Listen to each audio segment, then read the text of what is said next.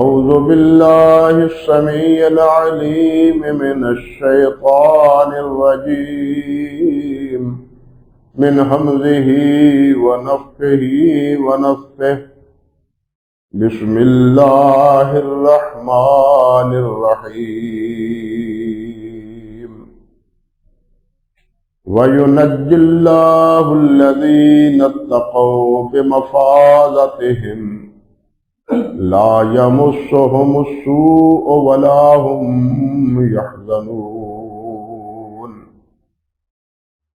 الله خالق كل شيء وهو على كل شيء وكيل له مقاليد السماوات والأرض والذين كفروا بآيات الله أولئك هم الخاسرون سبحان ربك رب العزة عما يصفون وسلام على المرسلين والحمد لله رب العالمين۔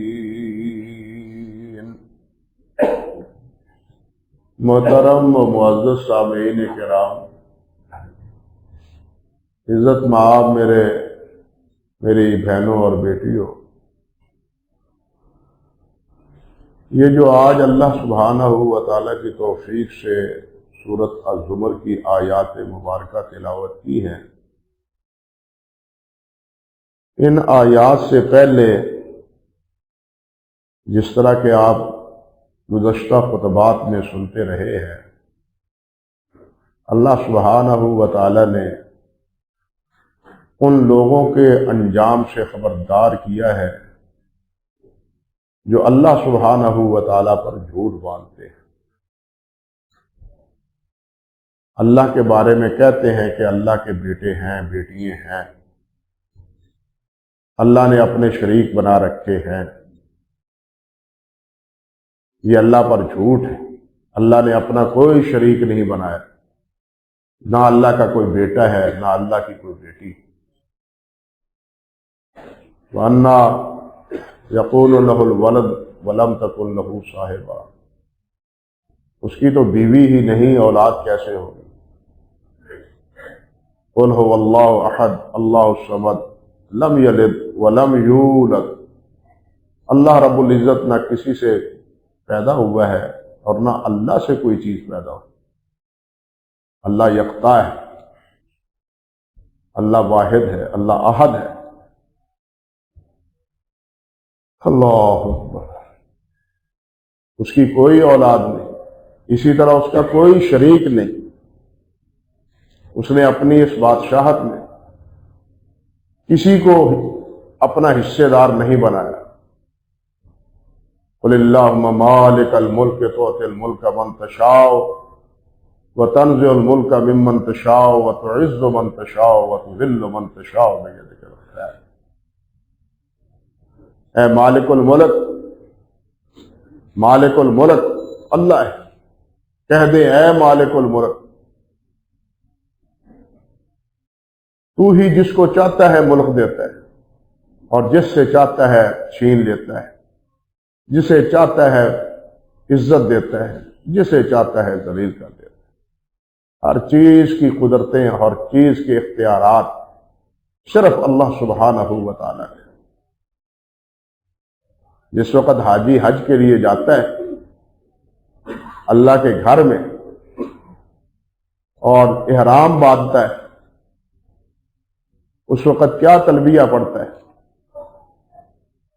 لبیک اللہم لبیک لبیک لا شریک لک لبیک ان الحمد والنعمت لک والملک لا شریک لک۔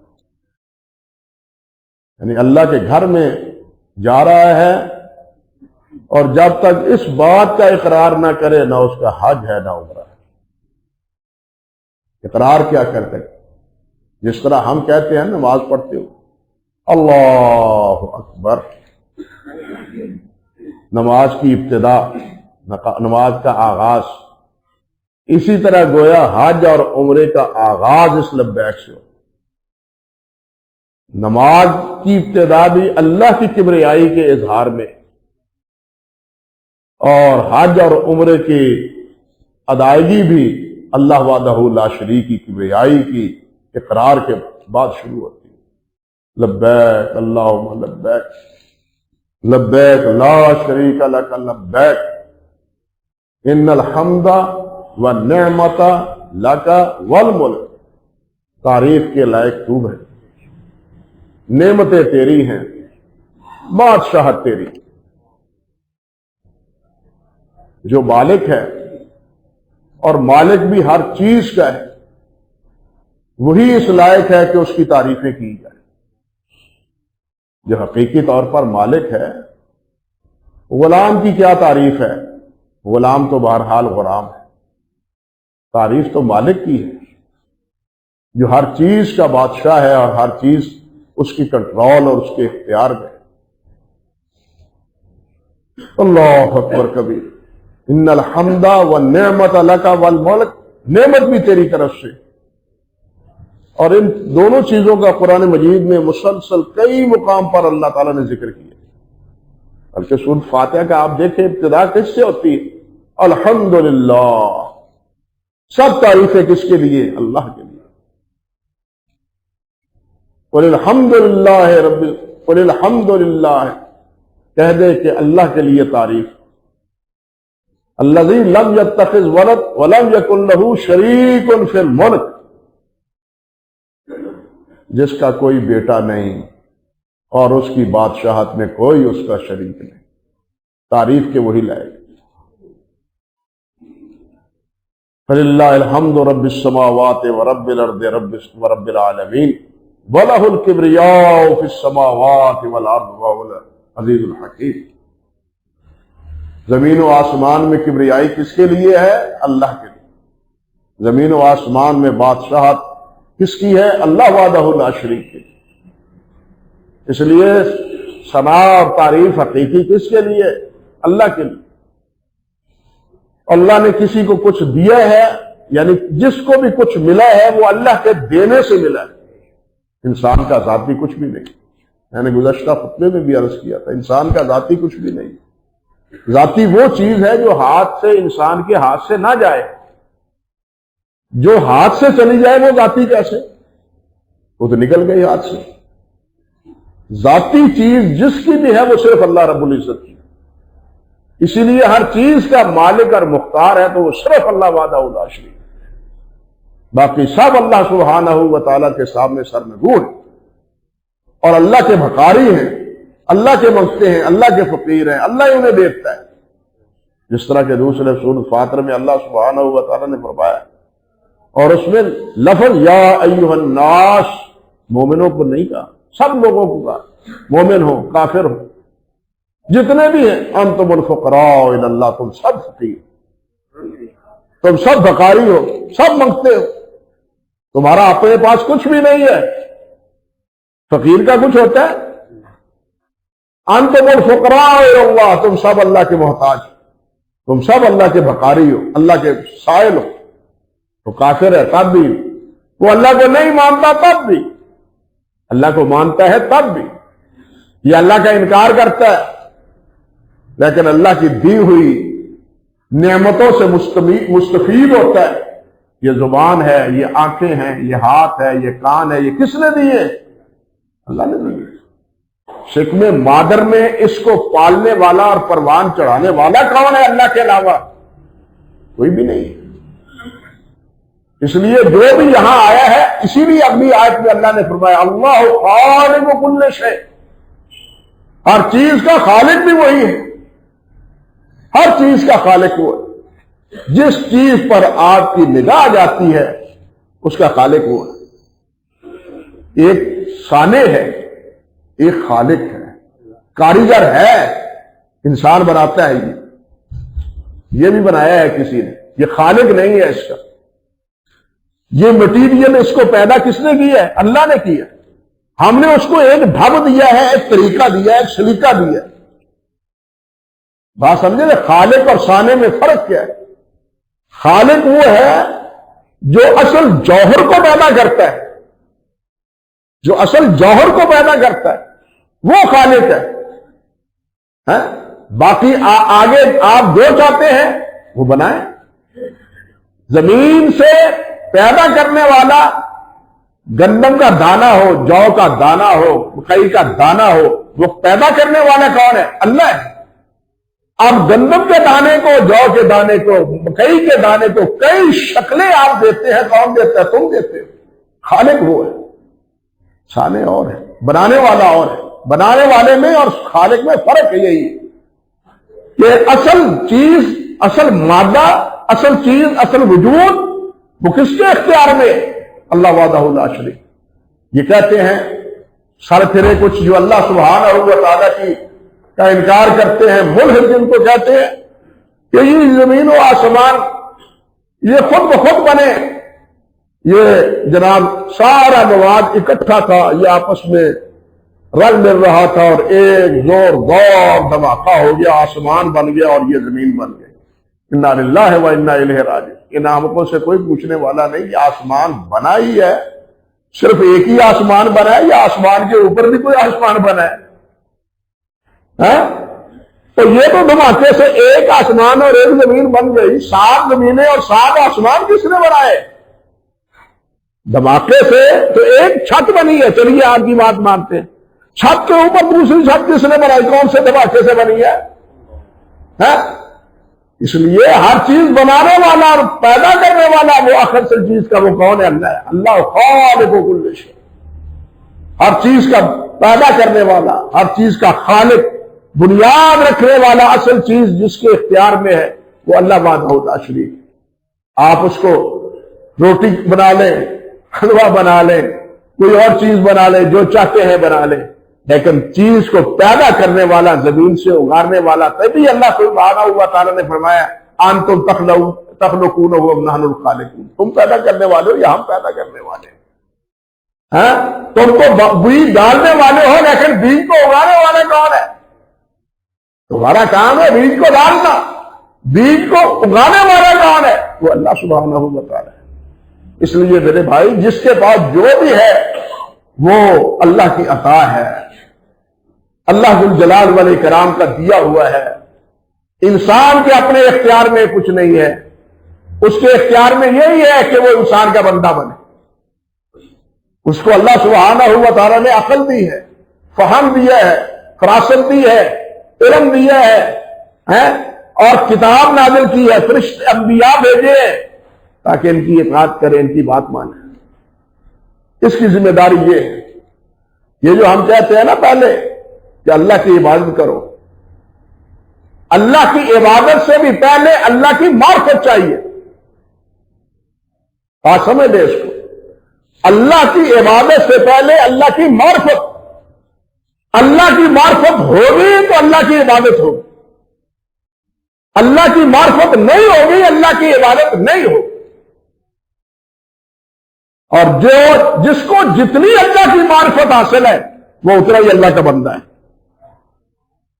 جس کو جتنی اللہ کی معرفت ہے وہ اتنا ہی اللہ کا بندہ ہے، وہ اتنا ہی اللہ کے سامنے سرنگو ہے۔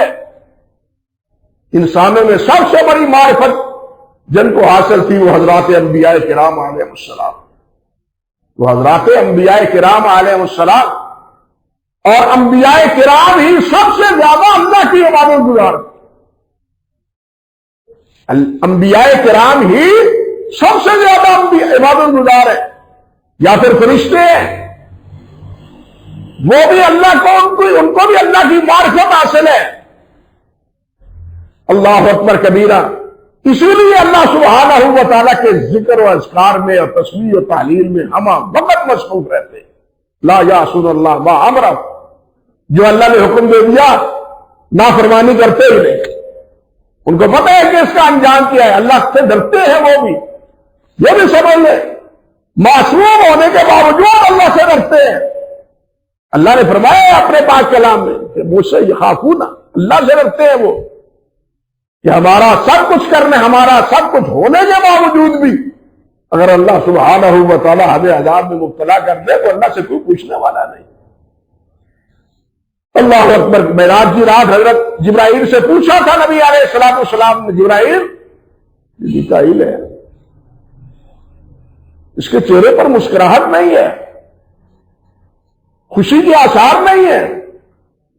عرض کیا حضور جب سے اس نے جہنم کو دیکھا ہے اس کی ہنسی ختم ہو گئی.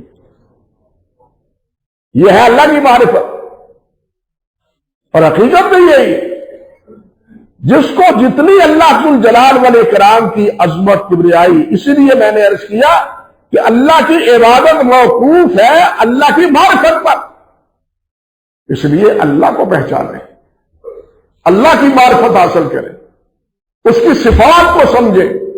صرف یہ ہی نہیں کہ اللہ خالق ہے, اللہ ذوالجلال مالک بھی ہے, اللہ سبحانہ و تعالی وکیل بھی ہے, اللہ وکیل بھی, سمیع بھی ہے, اللہ بصیر بھی ہے.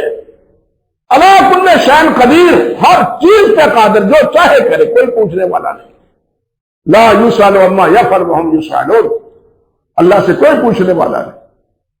ایک حدیث میں بھی ابو داؤد میں, ابو داؤد شریف میں حدیث بھی ہے, اور یہی بات حضرت شیخ عبد القادر جیلانی رحمۃ اللہ علیہ نے الفتح الربانی میں بھی کہی. بڑی خطرناک بات. فرماتے ہیں کہ اللہ اتنا قادر ہے, اللہ اکبر کبیرہ, کہ اگر اللہ ذوالجلال چاہے تو اپنے مقربین کو بھی اٹھا کے جہنم سے ڈال دے تو اللہ سے کوئی پوچھنے والا نہیں.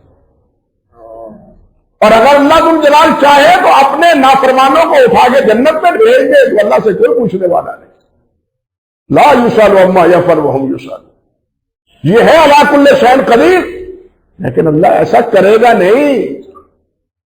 بات سمجھ لیں, ایک ہے قدرت, ایک ہے اللہ کی مشیت, دونوں میں فرق ہے. ایک ہے اللہ کی مشیت, میں بتلا چکا ہوں پہلے, اور ایک ہے مشیت کے مقابلے میں اللہ کی رضا. اللہ کی رضا اور ہے, اللہ کی مشیت اور ہے. اسی طرح اللہ کی قدرت اور ہے, اور اللہ ذوالجلال کے فیصلے کچھ اور بھی ہیں. قادر تو ہر چیز پہ علی کل شیء قدیر ہے, جو چاہے کرے. جس طرح کہ میں نے یہ بات کہی ہے, حدیث میں بھی یہ آیا ہے اور شیخ رحمۃ اللہ علیہ نے بھی فرمایا ہے, لیکن وہ فرماتے ہیں ایسا اللہ کرے گا نہیں. کیوں؟ کہ اللہ نے فیصلہ سنا دیا ہے کہ میں فرما برداروں کو جنت دوں گا. اپنے فیصلے کی اللہ مخالفت نہیں کرتا. یہاں یہ بھی سمجھیے, یہ جو قرآن مجید میں آتا ہے کہ اللہ ذوالجلال کسی پر ظلم نہیں کرتا. ظلم نہ کرنا یہ اصل میں صفت نہیں ہے. صفت یہ ہے کہ اللہ انصاف کے خلاف نہیں کرتا. بات سمجھے نا, اللہ انصاف کے خلاف نہیں کرتا. ظلم کیا مطلب کہ اللہ کسی پر زیادتی نہیں کرتے. ما انا بظلام للعبید انی حرمت الظلم علی نفسی, میں نے اپنے آپ پر ظلم کو حرام قرار دیا ہے, کسی پر ظلم نہیں کرتا. اب ظلم نہ کرنا یہ بسط نہیں ہے, کچھ کر نہیں سکتا. یہ کرتا کیوں نہیں کہ اللہ عادل ہے. اگر ظلم ہو تو عدل کے منافی ہے وہ. بات سمجھے یا نہیں؟ یعنی اصل چیز اس بات ہے, اللہ کی جو جتنی صفاتیں منفیہ ہے وہ اصل صفات نہیں ہے. وہ اصل صفات کیا ہے؟ اس کا اثبات. اصل چیز ان کے مد مقابل اللہ کی صفات ہے. اللہ اکبر. اللہ کا بیٹا نہیں ہے, اللہ کی بیٹی نہیں ہے, اللہ کی اولاد نہیں ہے, اللہ کی بیوی نہیں ہے. کیوں نہیں ہے؟ کہ اللہ محتاج نہیں ہے. بات سمجھے؟ اولاد نہ ہونا یہ کمال نہیں ہے. کمال یہ ہے کہ اللہ بے نیاز ہے ہر چیز سے, وہ غنی ہے, ہر ایک سے بے پرواہ ہے. نہ اس کو اولاد کی ضرورت ہے, نہ بیوی کی ضرورت ہے, نہ بیٹی کی ضرورت ہے. اصل چیز یہ ہے, اثبات. نفی چیز نہیں, اصل چیز اثبات. اسی لیے علماء نے جہاں اللہ سبحانہ و تعالیٰ کی ذات کے بارے میں ایمان کی باتیں کی ہے, وہاں انہوں نے فرمایا ہے کہ اللہ ذوالجلال کی جتنی بھی صفات ہیں ان پر ایمان لایا جائے۔ در حقیقت بات یہ ہے کہ ہم اللہ ذو الجلال والاکرام کی صفات سے بے بہرہ ہیں، بے خبر ہیں۔ اکثر و بیشتر ہمارے خطباء بھی اور ہم اکثر کیا کہتے ہیں؟ اللہ خالق ہے، اللہ رب ہے، بس یہاں تک بات رہتی ہے، یہاں تک بات رہتی ہے۔ اللہ ذو الجلال کے باقی جو صفاتی اسماء مبارکہ ہیں وہ ہمارے زیر باس نہیں آتے، ان کی ہم فکر نہیں کرتے، اور وہی صفاتی اسماء ان کی بدولت انسان کے قلب و فکر میں رب ذو الجلال کی عظمت کا سکہ جو ہے نا وہ بیٹھتا ہے انہی صفات کی وجہ سے۔ اس لیے علماء نے کہا ہے کہ لا الہ الا اللہ محمد رسول اللہ جو ہم پڑھتے ہیں کہ اللہ کے علاوہ کوئی الہ نہیں، اس پڑھنے کے ساتھ صرف یہی نہیں ہے کہ اللہ ہے، بلکہ یہ بھی ہے کہ اللہ کی جو صفات ہیں ان صفات میں اللہ کا کوئی شریک ہے، نہ اللہ ذو الجلال والاکرام کی ذات میں کوئی شریک ہے، نہ اللہ ذو الجلال والاکرام کی صفات میں کوئی شریک ہے۔ وہ اپنی ذات میں بھی یکتا ہے، واحد ہے، احد ہے، اور اپنی صفات میں بھی واحد ہے، یکتا ہے اور احد۔ اس جیسی صفات کسی کی نہیں ہے۔ اللہ سمیع ہے، ہم بھی سمیع ہیں، سنتے ہیں، اللہ بھی سنتے ہیں، لیکن ہمارے اور اللہ ذو الجلال کے سننے میں زمین و آسمان کا فرق ہے۔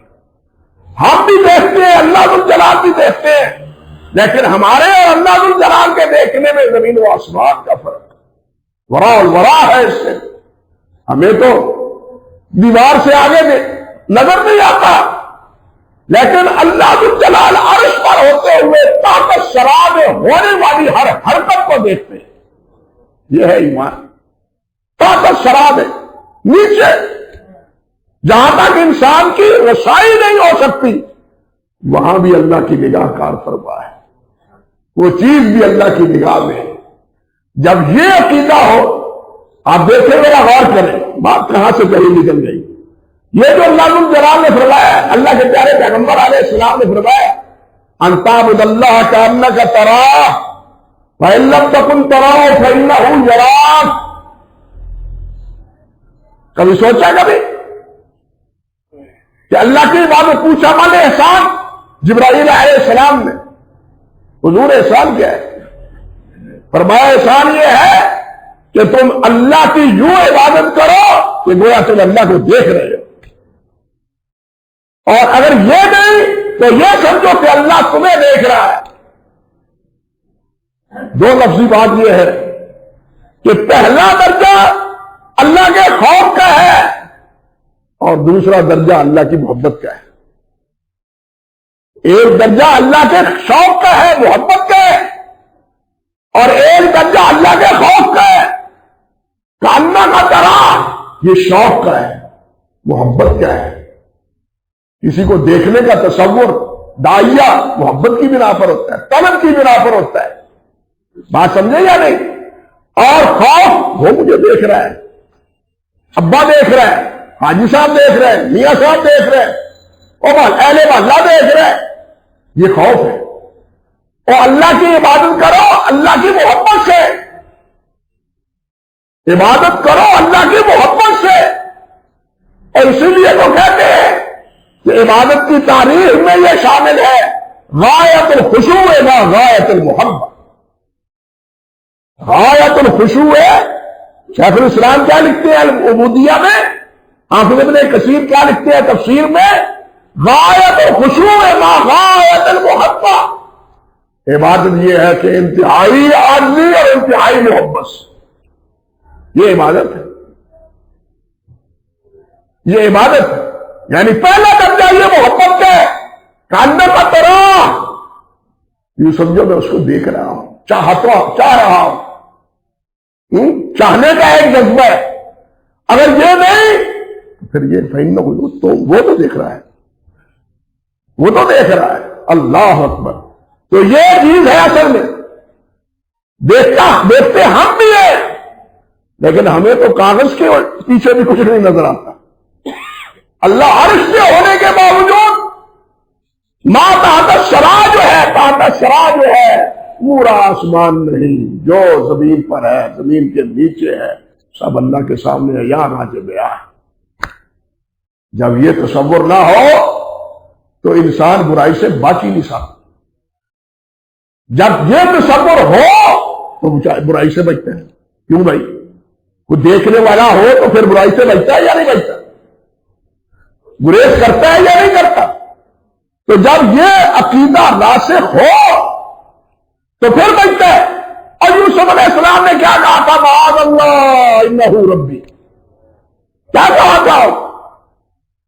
وہ چیز پیچھے رہی تھی دعوت میں، اشتہار میں، اپنی دعوت دینے میں، اس شہزادی نے وہ کبھی کی تھی نہیں، لیکن یوسف علیہ السلام نے ایک ہی جملہ، معاذ اللہ انہ ربی احسن مثوایا، میرا اللہ کا، میں مجھے اللہ سے بلا، اللہ دیکھتا ہے، اور نہیں تو اللہ تو دیکھتا ہے۔ اللہ اکبر کبیر۔ اس لیے جب یہ تصور راسخ ہوتا ہے انسان برائیوں سے بچتا ہے، لیکن ہمیں تو اس کا شعور ہی نہیں۔ برائیوں سے ہم کیسے بچیں؟ برائیاں ہم کیسے چھوڑیں؟ اسی لیے میں نے عرض کیا کہ یہی ایمان نہیں کہ اللہ ہے، اللہ ایک ہے، نہیں، ایمان کا تقاضا یہ ہے کہ اللہ کی جتنی صفات ہے ان صفات کو سمجھا جائے، اور انہی صفات کے نتیجے میں پھر انسان برائیوں سے بچتا ہے، نیکی کی طرف لپکتا ہے، اور انہی صفات کے بارے میں بے خبری کے نتیجے میں اس پر یقین راسخ نہ ہونے کی وجہ سے پھر انسان برائیوں میں مبتلا ہوتا ہے، نافرمانیوں میں الجھتا ہے۔ یہ بنیادی بات۔ تو خیر بات تو کچھ اور تھی، کہیں نکل گئی۔ اللہ ذو الجلال نے پہلے یہ فرمایا کہ جنہوں نے میرے اوپر جھوٹ بولا قیامت کے دن ان کے چہرے سے آؤ۔ یہ بھی جھوٹ ہے کہ انہوں نے اختیارات دے رکھے ہیں، یہ قیامت کے دن ہمارے شریک ہوں گے، سفارشی ہوں گے، ہمیں چھڑا لیں گے۔ اللہ سبحانہ و تعالیٰ فرماتے ہیں وَإِذَا رَأَى الَّذِينَ أَشْرَكُوا شُرَكَاءَهُمْ قَالُوا رَبَّنَا هَؤُلَاءِ شُرَكَاؤُنَا الَّذِينَ كُنَّا نَدْعُو مِن دُونِكَ، سورۃ النحل ہے۔ اللہ فرماتے ہیں جب دیکھیں گے یہ لوگ، کون لوگ؟ فرمایا الذین اشرکوا، جو شرک کرتے تھے، جو شرک کرتے تھے، جنہوں نے شریک بنائے ہوئے تھے، شرکاہم، جن کو شریک سمجھتے تھے کہ یہ میرا شریک ہے، یہ چھڑائے گا، یہ سفارش کرے گا، یہ بچا لے گا۔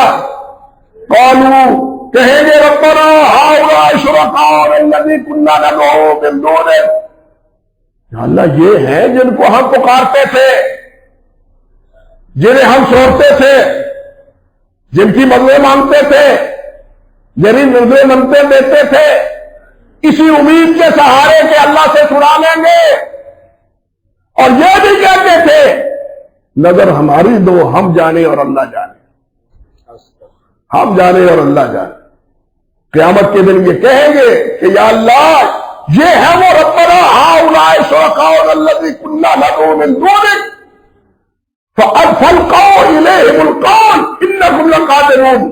جواب سنیے، فَأَلْقَوْا إِلَيْهِمُ الْقَوْلَ، وہ ان کی بات رد کر دیں گے، دفع ہو جاؤ، کل کہتے ہو ہمیں تو نہیں پکارتے تھے، جھوٹ کرتے ہو، ہم تو اللہ کے شریک نہیں تھے۔ اللہ اکبر کبیرہ، منہ پہ کھڑے ہو کے ان کی تکذیب کریں گے۔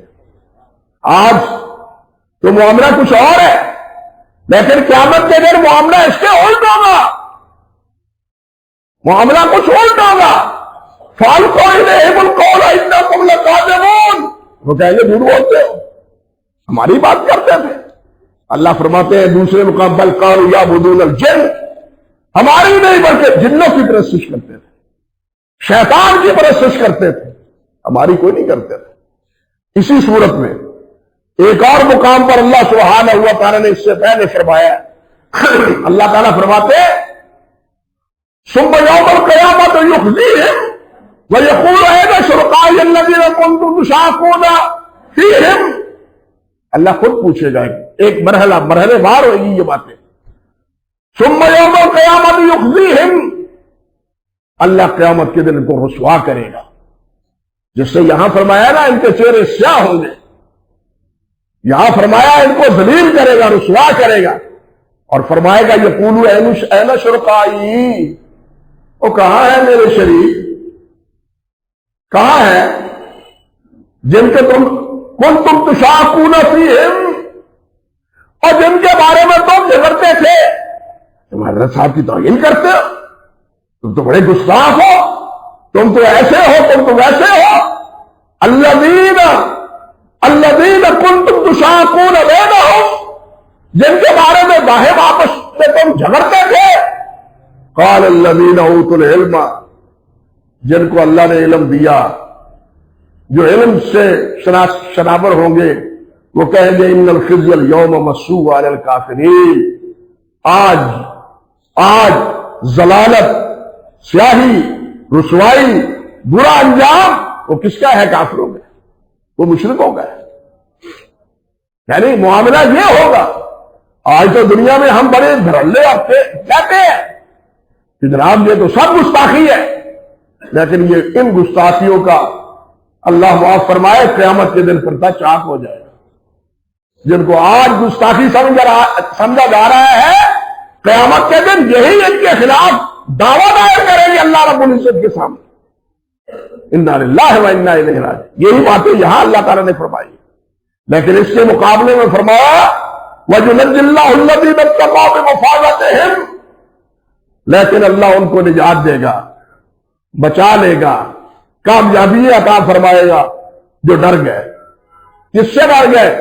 اللہ سے ڈر گئے، اللہ کی نافرمانی سے ڈر گئے، اللہ کے حکم کی مخالفت سے ڈر گئے۔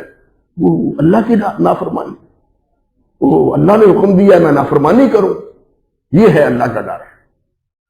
فرمایا وَيُنَجِّي اللَّهُ الَّذِينَ اتَّقَوْا، جو اللہ سے ڈر گئے، اور حقیقت یہی ہے، ایک جگہ نہیں کئی جگہ، ان المتقین فی جنہ، کہیں فرمایا ان المتقین، کہیں فرمایا اللہ تعالیٰ متقین کو اللہ نجات دیں گے، کہیں فرمایا متقین کو اللہ امن دیں گے، کہیں فرمایا متقین کو اللہ جنت عطا فرمائیں گے۔ مختلف اسالیب میں اللہ ذو الجلال نے ان ڈرنے والوں کے بارے میں قرآن مجید میں باتیں فرمائی۔ فرمایا وَيُنَجِّي اللَّهُ الَّذِينَ اتَّقَوْا بِمَفَازَتِهِمْ، ان کو ان کے فوز کامیابی کی وجہ سے، ڈرنے کی وجہ سے ان کو مفازہ، فوز، کامیابی نصیب ہوگی، اور وہ کامیابی کیا ہوگی؟ جہنم کو نہیں دیکھیں گے، جنت میں جائیں گے۔ کامیابی کیا ہے؟ جو جہنم سے بچ گیا اور جنت چلا گیا، یہ ہے کامیابی۔ وہ جہنم نہیں جائیں گے، جہنم کا منہ نہیں دیکھیں گے، وہ جنت میں جائیں گے۔ فرمایا لا یمسہم السوء، ان کو کوئی سختی نہیں پہنچے گی، ولا هم یحزنون، اور نہ وہ غمگین ہوں گے۔ اللہ اکبر کبیرہ۔ وہ میدان محشر میں بھی جو 50,000 سال کا دن ہے، نبی علیہ السلام نے فرمایا کہ وہ خوش نصیب ہوں گے، ان کے لیے دنیا کا ایسا ہی وقت ہوگا 50,000 سال کا، جیسے زور سے لے کے شام تک کا وقت ہوتا ہے۔ دن 50,000 سال کا ہوگا، لیکن ان کے لیے یہ مختصر ہوگا۔ اور وہ بھی ہوں گے جو پل صراط سے گزریں گے۔ آپ نے فرمایا بعض وہ ہوں گے جو ہوا کی طرح گزر جائیں گے، جیسے ہوا تیز تند ہوتی ہے اس طرح گزر جائیں گے۔ بعض وہ ہوں گے جیسے گھوڑے کی چال سے گزریں گے، بعض وہ ہوں گے جو پیدل کی صورت میں گزر جائیں گے، اور کچھ وہ ہوں گے بد نصیب جن کو ارد گرد لگے ہوئے جو کہنا چاہیے کہ وہ کیا کہتے ہیں، وہ لوہے کے زنجیروں کے ساتھ باندھے ہوئے کانٹے، وہ ان کو پکڑیں گے۔ کہاں جا رہے ہیں، کہاں جا رہے ہیں، کہاں جا رہے ہیں؟ ان کو پکڑ کے جہنم رسید کر دیں گے۔ انا للہ و انا الیہ راجعون۔ تو یہ کیفیت ہوگی۔ فرمایا ولا هم یحزنون، اور نہ وہ غمگین ہوں گے۔ جب وہ یہاں سے نکل کے جنت میں جائیں گے تو کیا کہیں گے؟ الحمدللہ الذی اذھب عنا الحزن، اللہ تیرا شکر ہے کہ ہمارا غم دور کر دیا، اللہ تیرا شکر ہے کہ ہمارا غم دور کر دیا، اللہ ہمارے بھی غم دور کر دے، دنیا کے غم بھی دور کرے، آخرت کے غم بھی دور فرمائے، اپنی رحمت سے ہمیں اپنا بندہ بنائے، ہمیں اپنی اطاعت اور اپنے پیارے پیغمبر کی فرم برداری کی توفیق دے، ہماری دنیا بھی اچھی اور آخرت بھی اچھی کرے۔ وآخر دعوانا ان الحمدللہ۔